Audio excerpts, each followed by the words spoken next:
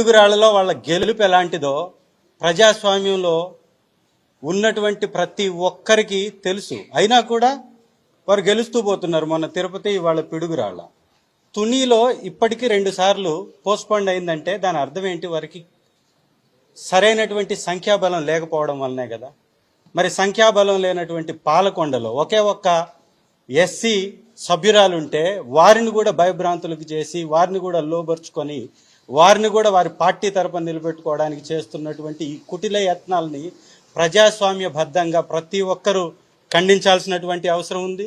YSR Congress party తరఫున తీవ్రంగా దీన్ని వ్యతిరేకిస్తూ ఇవాళ ఎలక్షన్ కమిషన్ వారిని కూడా కలవడం జరిగింది. ఎలక్షన్ కమిషన్ వారు కూడా దీని మీద చొరవ తీసుకోవాలి. ఇంత నిర్లక్ష్య ధోరణి ఎందుకోసం? ఒక పార్టీ వ్యక్తుల్ని గెలిపించడం కోసం, ఒక పార్టీ కోసం పనిచేయడం కోసం రాజ్యాంగబద్ధమైన ఈ వ్యవస్థలు ఏర్పాటు చేయబడ్డాయా? రాజ్యాంగాన్ని గౌరవించి, రక్షించి, రాజ్యాంగబద్ధంగా ఎలక్షన్స్ జరిపించడానికి ఈ వ్యవస్థలు ఎన్నుకోబడ్డాయా? ఒక్కసారి వీళ్ళు కూడా ఆత్మ పరిశీలన చేసుకోవాలి. ఈరోజు ఒక్క సభ్యులు కూడా లేనటువంటి తెలుగుదేశం పార్టీ గెలుపు ఎలా సాధ్యమవుతుంది? వారు డబ్బు మదంతో, రాజకీయ అండతోటి, అధికార మదంతో అధికారుల్ని బెదిరించి ఎవరైతే వైఎస్ఆర్ కాంగ్రెస్ పార్టీ సభ్యులు ఉన్నారో, కౌన్సిలర్లు ఉన్నారో వీరందరినీ భయభ్రాంతులకు గురి చేసి వారు గెలుస్తూ పోతూ ఉంటే ఎన్నికల కమిషన్ చూస్తూ ఊరుకుంటుందా? ఇదే నా ప్రజాస్వామ్య విధానం అంటే? దీని మీద ఖచ్చితంగా స్పందించాలి. రాష్ట్ర మరియు దేశ ఎన్నికల కమిషన్ కూడా దీనిలో ఖచ్చితంగా కల్పించుకొని పటిష్టమైనటువంటి భద్రతను ఏర్పాటు చేసి పారదర్శకమైన విధానంతో ఈ ఎలక్షన్స్ జరిపించాలి. తునిలో కానీ పాలకొండలో కానీ ఖచ్చితంగా 2 సార్లు పోస్ట్పోన్ అయినాయి అంటే వారికి సంఖ్యాబలం లేదు. సంఖ్యాబలం లేకుండా వారికి గెలవడానికి అవకాశం లేనప్పుడు పోస్ట్పోన్ చేసుకుంటూ వెళ్తున్నారు. 2 సార్లకు మించి ఇంకెన్నిసార్లు పోస్ట్పోన్ చేస్తారు? అట్లాగే వాళ్ళ పిడుగురాళ్ళలో జరిగినటువంటి ఎన్నికను కూడా ఖచ్చితంగా రద్దు చేయాలి, మళ్ళీ జరిపించాలి. ప్రజాస్వామ్యబద్ధంగా పటిష్టమైనటువంటి పోలీస్ రక్షణ మధ్యలో ప్రజాస్వామ్యాన్ని కాపాడే విధంగా ఈ ఎలక్షన్స్ జరిపించాలని రిక్వెస్ట్ చేస్తూ మేమందరం కూడా ఇక్కడికి వచ్చేసి వారిని వినతి పత్రం ఇవ్వడం జరిగింది. కాబట్టి దయచేసి కేంద్ర రాష్ట్ర ఎన్నికల కమిషన్ దీని మీద ప్రత్యేక దృష్టి పెట్టి ఎలక్షన్ జరిపించవలసిందిగా వైఎస్ఆర్ కాంగ్రెస్ పార్టీ తరఫున మేము కోరుకుంటున్నాం. Thank you.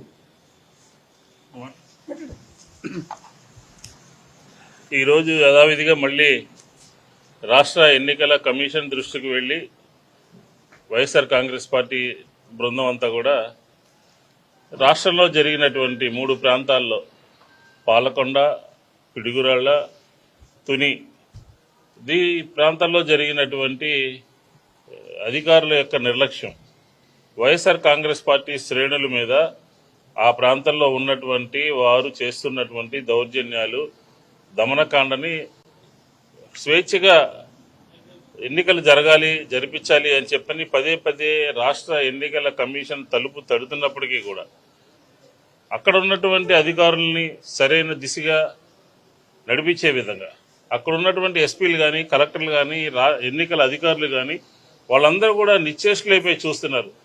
ఆ నిద్రావస్థ నుంచి బయటపడేయాలని చెప్పని ఎన్నికల కమిషన్ డైరెక్షన్ ఇవ్వాలని చెప్పని ఈరోజు మేము పోయి కోరడం జరిగింది.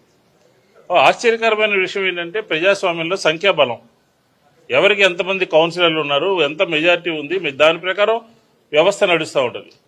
మెజార్టీ లేకుండా, ప్రజల యొక్క తీర్పు లేకుండా, గెలవకుండా మా దగ్గర ఉన్నటువంటి, మాకు ఎన్నికల్లో గెలిచినటువంటి వారిని గుంజుకుని భయపెట్టి తీసుకుని వెళ్ళి వాళ్లతో అక్కడ పోటీ చేయించడము, భయపెట్టడము, దౌర్జన్యం చేయడము, ఇది ఎక్కడి ప్రజాస్వామ్యం?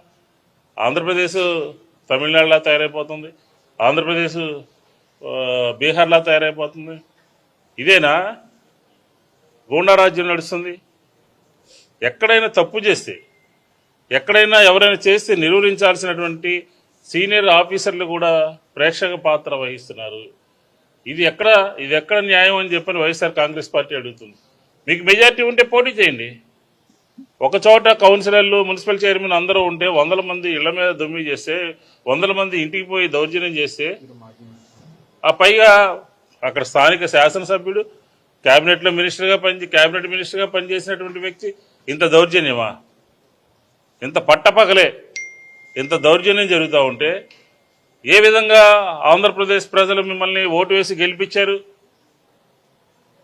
మిమ్మల్ని గెలిపించింది ఇలాంటి కార్యక్రమాలు నిర్వహించడానికైనా, దౌర్జన్యాలు చేయడానికైనా, లేకపోతే ప్రజాస్వామ్యంలో ఎవరికి ఎంతవరకు గౌరవం ఇవ్వాలో అది తెలుసుకోకుండా ఈరోజు ప్రవర్తించడం అనేది సరైనటువంటి విధానం కాదు. ఖచ్చితంగా ఈరోజు గెలవచ్చు, ఓడిపోవచ్చు, కానీ మీరు చేసినటువంటి దౌర్జన్యాలు కానీ, మీరు చేసినటువంటి ఏకపక్ష నిర్ణయాలు కానీ, అధికారుల యొక్క ప్రేక్షక పాత్ర కానీ అంతా కూడా రికార్డెడ్గా ఉంటుందనే విషయాన్ని అధికారులు గుర్తుపెట్టుకోవాలని చెప్పని కూడా ఈ సందర్భంగా కోరుతా ఉన్నాను.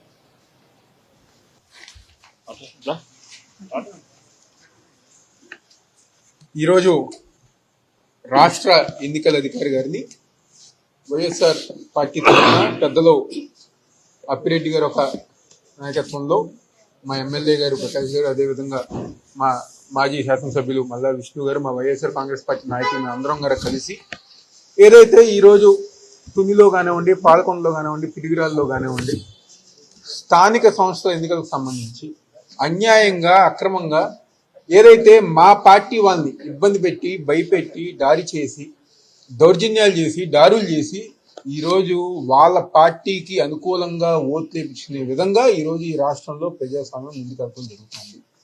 గతంలో గారా ఎన్నికల అధికారి గారిని కలిసి అనేక సందర్భాల్లో తిరుపతి ఇష్యూలో కానివ్వండి, లేకపోతే ఏదైతే జరిగిన నెల్లూరులో కానివ్వండి, జరిగిన ఎలక్షన్స్ గురించి అనేక సందర్భాల్లో అధికారి గారు కలిసి గారా, కానీ ఎటువంటి చర్యలు తీసుకోకుండా ఈరోజు ఒక మాజీ మంత్రిగా పనిచేసిన మా నాయకుడి మీద ఈరోజు తునిలో వాళ్ళు దాడి చేస్తాం జరిగింది. అంటే ఎక్కడెక్కడ ఎవరైతే వైఎస్ఆర్ కాంగ్రెస్ పార్టీ నాయకులు ఉన్నారో, కార్యకర్తలు ఉన్నారో, మా ఒక్క కౌన్సిలర్లు ఉన్నారో వాళ్ళందరం గారు భయపెట్టి దాడులు చేసి ఈరోజు వాళ్ళు గెలిచే విధంగా ఈరోజు కూటమి ప్రభుత్వం ఆధ్వర్యంలో జరుగుతుంది.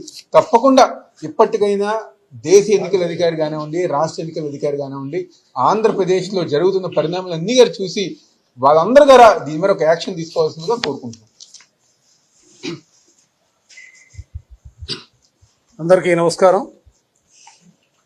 రాష్ట్రంలో ఉప ఎన్నికల ప్రక్రియ మొదలైన తర్వాత 4వసారి ఎన్నికల కమిషనర్ గారిని వైఎస్ఆర్ కాంగ్రెస్ పార్టీగా ప్రతినిధి బృందంగా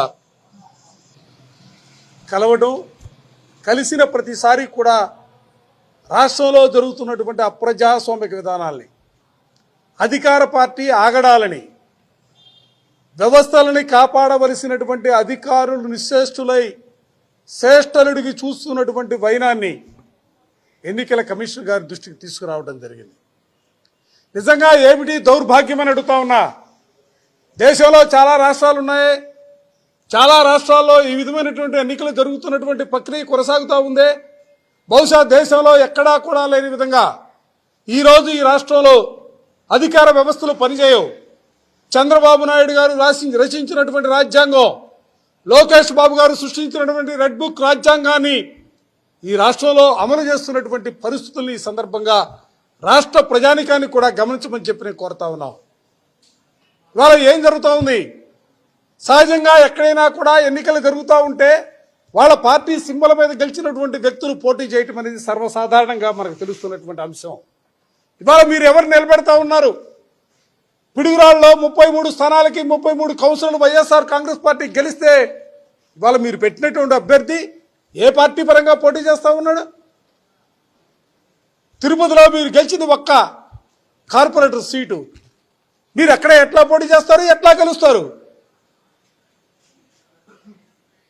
తునిలో 30 స్థానాలకి 30 స్థానాలు వైఎస్ఆర్ కాంగ్రెస్ పార్టీ గెలిస్తే అక్కడ 3 సార్లు ఎన్నికల ప్రక్రియ వాయిదా వేసినటువంటి పరిస్థితులు కూడా మనం చూస్తూ ఉన్నాం.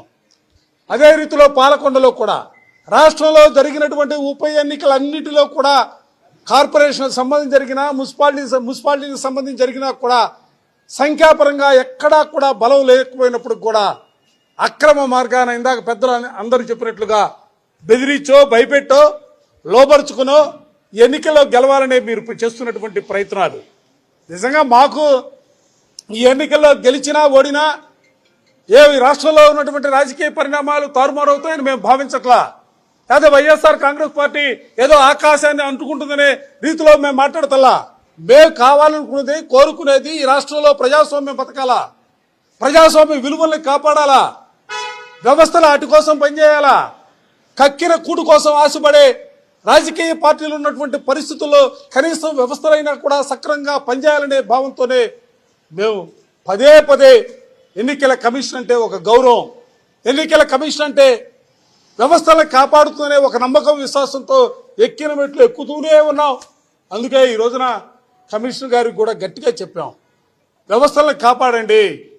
ఇవాళ ఈ రాష్ట్రంలో ప్రజాస్వామ్య విలువలు కాపాడాలంటే తప్పనిసరిగా మీరు మీకున్నటువంటి పవర్స్ని ఉపయోగించాలా. క్షేత్రస్థాయిలో ఎక్కడ ఎన్నికలు జరుగుతున్నా 144 సెక్షన్ పెడుతున్నామని చెప్తా ఉన్నారు, 30 యాక్ట్ అమలు చేస్తున్నామని చెప్తా ఉన్నారు. ఆ 30 యాక్ట్ 144 వైఎస్ఆర్ కాంగ్రెస్ పార్టీకి సంబంధించినటువంటి వ్యక్తులు రోడ్లపైకి రాకుండా ఆపడానికి పనిచేస్తా ఉన్నాయి. వందలాది మంది రోడ్లపైకి వచ్చి వాళ్ళ తెలుగుదేశానికి సంబంధించి పిడుగురాళ్ళలో చూసినా, తునిలో చూసినా, పాలకొండలో చూసినా వందలాది మంది వచ్చి వాళ్ళ రోడ్లపైకి వచ్చి ఎక్కడా కూడా చేతుల్లో యథేచ్ఛగా అధికారాన్ని దుర్వినియోగం చేస్తూ అడుగడుగునా కూడా వైఎస్ఆర్ కాంగ్రెస్ పార్టీకి సంబంధించినటువంటి ప్రజాప్రతినిధుల్ని తీసుకువెళ్ళటానికి వాళ్ళు చేస్తున్నటువంటి ప్రయత్నాలు కూడా కమిషనర్ గారికి చెప్పడం జరిగింది. నేను ఈ సందర్భంలో ఇంకొక విషయాన్ని కూడా మీ అందరికి కూడా చెప్పదలుచుకున్నా, మీ ద్వారా రాష్ట్ర ప్రజానికానికి కూడా చెప్పదలుచుకున్నా.